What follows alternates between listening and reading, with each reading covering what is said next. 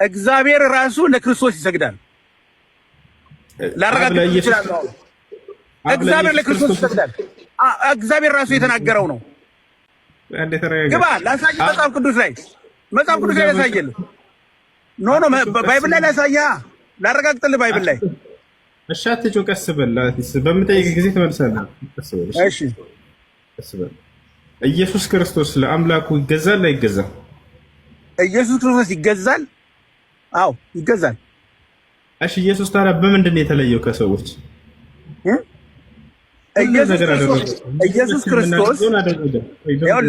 ኢየሱስ ክርስቶስ የበኩር ልጄ ሲለው እግዚአብሔር ማለት ነው።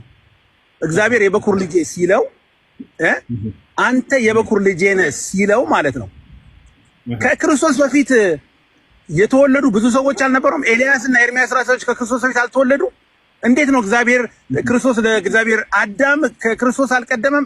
አብርሃም ከክርስቶስ አልቀደመም? ክርስቶስ እንዴት ነው እግዚአብሔር የበኩር ልጄ የሚለው? የበኩር ልጄ የሚለው ዓለም ገና ሳይፈጠር የነበረ እቅድ አለ። ስለዚህ ክርስቶስ የተወለደው መልስ ለመልስ ስለዚህ ምንድነው የበኩር ልጅ ተብሏል? ከሱ በፊት ብዙ ሰዎች አሉ። ከኢየሱስ ክርስቶስ በኩል የበኩር ልጅ የተባለ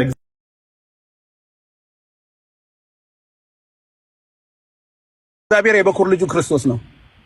ላሳይህ እንግዲህ አሁንስ ኦሪት ዘጸአት ምዕራፍ 4 ቁጥር 21 መጽሐፍ ቅዱስ አለኛው ኦሪት ዘጸአት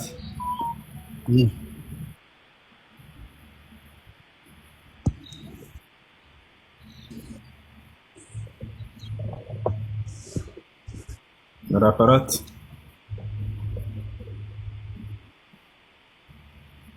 ቁጥር 23 ምን ይላል?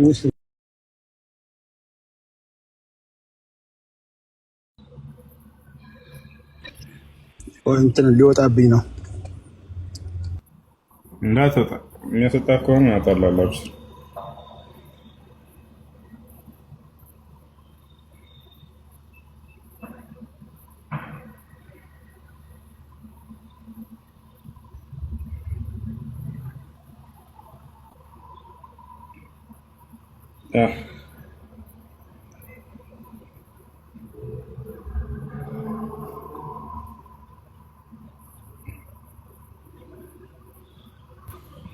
ኦሪት ዘጸአት ነው ያልከው? ዘፍጥረት ነው ያልከው? ኦሪት ዘጸአት ምዕራፍ 4 ቁጥር 23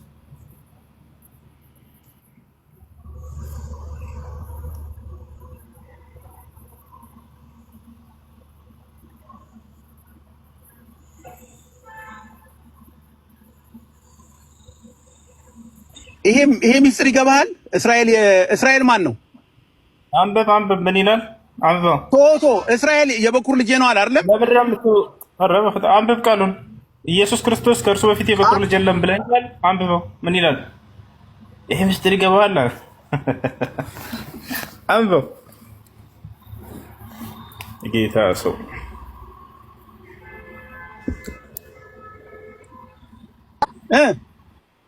አንብበው ምን ይላል? አንብበው ምን ይላል ቃሉ እኮ እስራኤል የበኩር ልጄ ነው ይላል። አይዋ መቼ ነው ይሄ ቃል የተባለው? ለሙሴ ለፈርዖን ያለው ነው። አይዋ አይደለም፣ እግዚአብሔር ነው ባዩ። እስራኤል የበኩር ልጄ ነው እያለ ነው፣ ሙሴ አይደለም እኮ። በፈርዖን አፍ በሙሴ አፍ ነው እግዚአብሔር የተናገረው ለፈርዖን።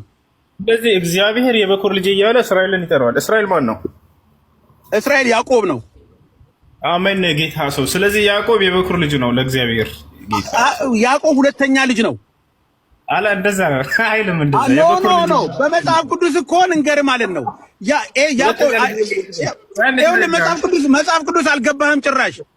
ያዕቆብ ይስሐቅ ሁለት ልጆች ረጋ በል ምን ብሎ ነበር ቅድም? ኢየሱስ ክርስቶስ ነው የበኩር ልጅ፣ ሌላ የበኩር ልጅ የለም ብሎ ነበር አይደለ?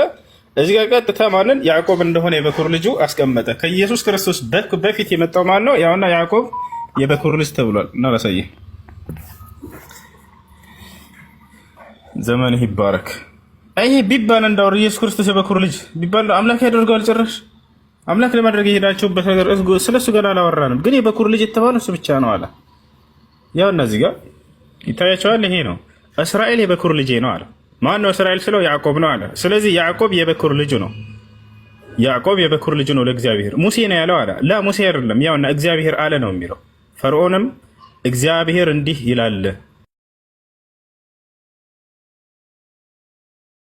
ያው ፈርዖንንም አለ። ማን ነው ባዩ?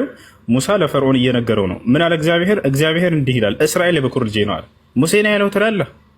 ሙሴ አይደለም ባዩ፣ ራሱ እግዚአብሔር ነው ባዩ።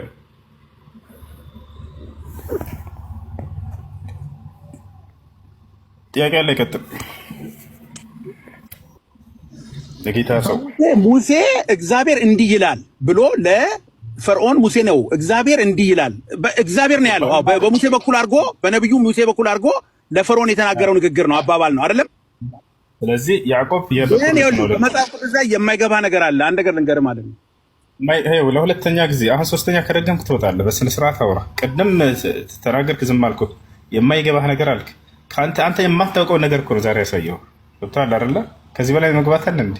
የበኩር ልጁ ብላ አንጠልጥለህ እስከዛሬ ኢየሱስን ብቻ ይዘህ ስትሄድ ነበረ። ያው የበኩር ልጁ እስራኤል እንደሆነ አሳየው። ከፈለክ ሌላም የበኩር ልጅ ጨምርልሃለሁ። አዲስ አይደለም የበኩር ልጅ መባል። ይሄ ከእግዚአብሔር ዘንድ የበኩር ልጅ እያለ ይጠራቸዋል። ኤፍሬም የበኩር ልጄ ነው ይላል። ጥያቄ ያለ ይቀጥል። በስነ ስርዓት አውራሽ